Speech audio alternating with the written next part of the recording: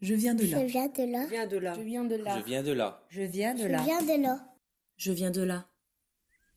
Je viens d'un village caché tout au fond d'une cabane.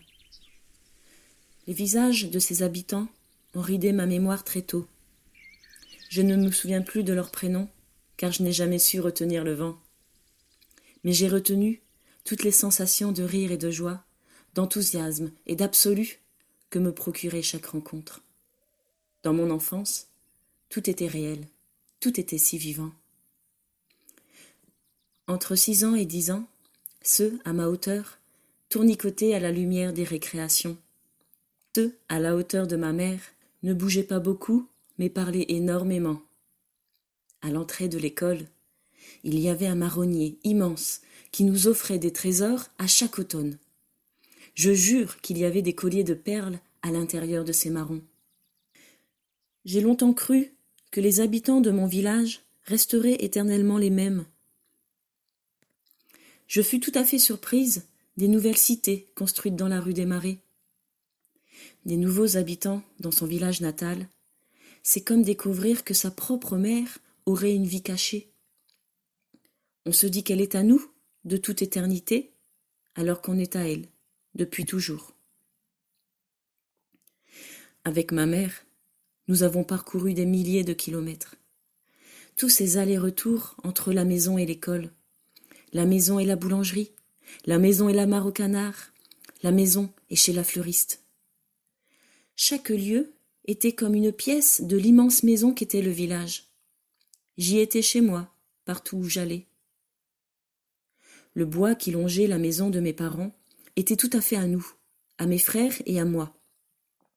Il fut tout à fait à nous lorsque des machines vinrent aménager des chemins faits de petits cailloux roses. Il fut tout à fait à nous lorsqu'on eut conquis tout le territoire par nos dizaines d'explorations estivales. Le terri qu'il bordait était lui aussi tout à fait à nous. On y allait caresser le vent avec le cerf-volant de mon frère. Quel chagrin il eut lorsque le ruban rouge accroché au cerf-volant s'envola je ne sais où. Mon père avait ratissé tout le village, et même ceux aux alentours, pour le retrouver. Les recherches étaient vaines, mais nous y avions trouvé l'espoir et la force de notre père. Et puis j'ai grandi, et je suis sortie de la cabane. On quitte un endroit parce qu'on croit qu'il nous appartient, que sa terre a colonisé notre peau, et que son vent a donné un sens à nos regards.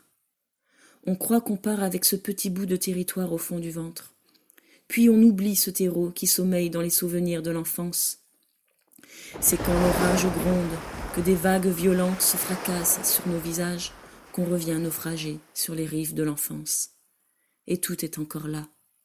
L'école, le marronnier, la boulangerie, la fleuriste, la mare au canard, le bois, le terri et le vent. Je plonge dans l'odeur de ces ruelles, j'écoute le chuchotement de ces murs. Comme un enfant, je pose ma tête contre le battement de son cœur. Tranquille et éternel, il me berce, il me ressource. Je viens de là. Je viens d'un village que j'ai caché dans une cabane tout en haut d'un marronnier. Si un jour vous trouvez un marron, gardez-le précieusement. Je jure qu'il renferme des trésors d'enfants.